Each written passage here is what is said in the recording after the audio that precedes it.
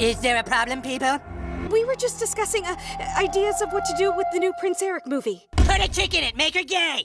Maybe we should go a different route than we did with Indiana Jones. Indiana Jones, put a chick in it and make her name it gay! Sure, yeah. Well, let's try that. Again. Kathleen Kennedy is down on set right now ruining the new Bambi movie. Put a diverse woman in it, make it gay! Bambi's a baby deer. Fuck baby dear, put a chick in it, make her gay!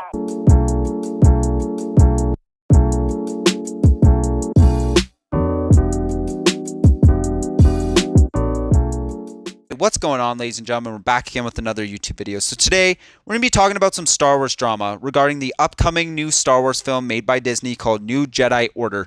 Now, this Star Wars film is going to be 15 years after the Rey Skywalker saga that Disney made, and no one asked for this. I'll be honest with you guys, no one asked for this, nor is anyone excited for this. Nobody asked for a continuation of the Rey Skywalker series. Not to mention, no one even asked just for a Disney Star Wars film at all, because the last three have been kind of shit.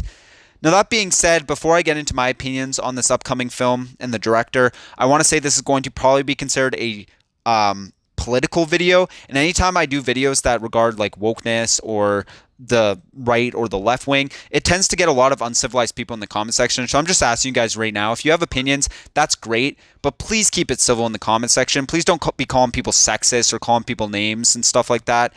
So let's just get right into the video. So basically, this new Star Wars film is going to be directed by a woman by the name of Sharmeen Obad-Chinoy. And now her description that she has is she's a Pakistani-Canadian journalist and filmmaker. Now, the filmmaker and journalist is really important because her previous works are all pretty much just journalistic films. So she has films called A Girl in the River, with Faith, Ladies First, Iraq The Lost Generation, Women of the Holy Kingdom, Freedom Fighters. So she is very much a politically oriented, journalistic filmmaker. Now, the first issue I had before I even heard what she had to say about Star Wars and kind of her opinions towards the future of Star Wars is she's just not qualified to make a Star Wars film. Right? And I'm not saying that because she's a woman. It has nothing to do with she's a woman. It's the fact that she has no sci-fi, no action, no space adventure. She has nothing like that in her catalog at all.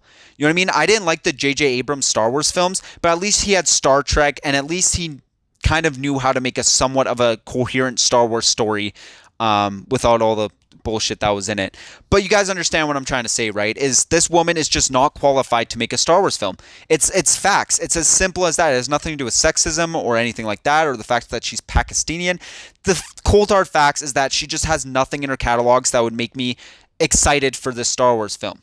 Right? Now, that being said, let's go into her actual opinions towards the future of this Star Wars film. Now, she's made it very clear that she's the first woman to make a Star Wars film, which is kind of true, but kind of not. There's been tons of women who have made Star Wars content, I guess you guys could say that. Like, there was a bunch of women directors who made some really good episodes of the Book of Boba Fett and also really good episodes of The Mandalorian. You know what I mean? So there has been women directors, but in terms of an actual mainstream Star Wars film, yes, she's the first woman to film a mainstream Star Wars film. And she's already really proving why a lot of people don't like that idea, not because they're sexist, but because she's very much trying to make men hate this film.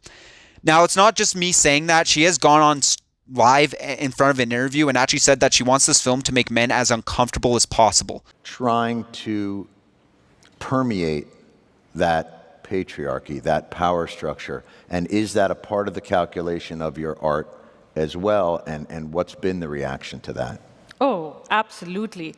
I like to make men uncomfortable. I enjoy making men uncomfortable. Not you, just not you. Not you. Point taken, point taken. But, it is important to be able to look into the eyes of a man and say, I am here. And then towards the end, she says, not you to this journalist. What do you mean? So you know that that statement is extremely sexist and is too broad to cover a wider range of people. So what do you mean you're trying to make men uncomfortable by making a very strong female lead? I don't think that makes a lot of men uncomfortable, but if you make a very strong female lead where they're constantly trying to bash on men, then yes, you're going to make men uncomfortable. I just don't understand the idea of shitting on people who makes a majority of an audience. I'm pretty sure it's mostly men who like Star Wars. I know there's a ton of women who love Star Wars, and more power to you. But there's a lot of men who like Star Wars. And when you open up your film with this, by the way, we don't know too much about the Star Wars movie, but what we do know now is kind of the premise they want to go with. And when you say that you want to make men as uncomfortable as possible, why would I go pay to see a film where I'm just going to be uncomfortable?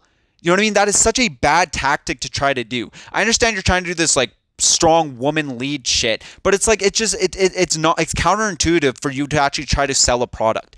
It's so goofy. Now, me saying that, I'm saying this because I'm not against female leads. I really don't give a shit. Like, I'm not one of those people who care if the fucking lead has tits or a dick. Like, I really don't give a shit. My issue is when they make a strong female lead and constantly have to remind you that she's a strong female. I think that is just so disrespectful to females as well, because it's like, you know what I mean? You can make a strong female lead without constantly have to tell people she's a female, as if they're trying to say that she's a strong female, and those are extremely rare in women these days, and you gotta know she's a woman.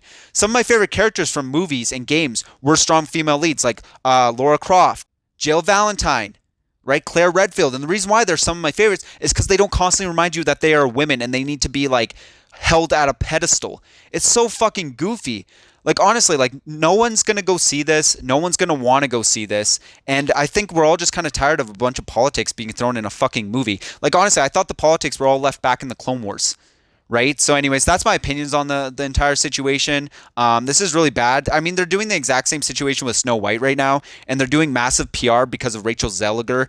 So anyways, that's my opinions. If you guys like this video, leave a like, subscribe. Also, let me know your opinions in the comments below. Are you guys massive Star Wars fans too? Because I've been a fan of the series since I was a kid. You know what I mean? One of my favorite movies was The Empire Strikes Back. So to see Star Wars be used like this and abused like this just breaks my heart. But anyways, I'll see you guys in the next one. Counting sheep, but there's one I always miss.